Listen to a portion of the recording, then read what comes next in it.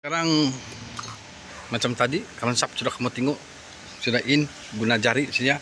So sekarang ni piston ring yang 2,5 saya pasang. Dan kalau RAK ni, okay, jadi kita kena hati-hati buka lah. Okay. Kalau warna hitam ni nombor 2, ni nombor 1. Ring oil tu dia ada kasih begini ni. Dia satu-satu plastik dah. Jadi kamu kena tengok lagi satu. Kalau RAK dia tiada tulis stop. Tiada tulis stop, dia tulis R saja. Itu R. Halus putar R. Jadi itu top.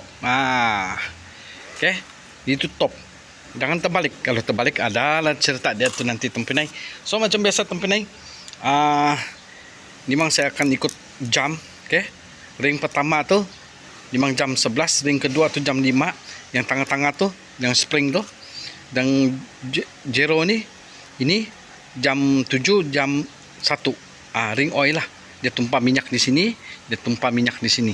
Ini tempinai. Jadi saya memang kasih dia pakai, saya sengaja kasih dia pakai RAK lah.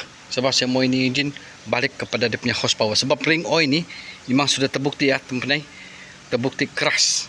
Terbukti sudah ada dalam arena drag yang kasih naik horsepower lah. Okay. Memang kalau Polton saya memang saya kasih dia pakai engine nama. Okay.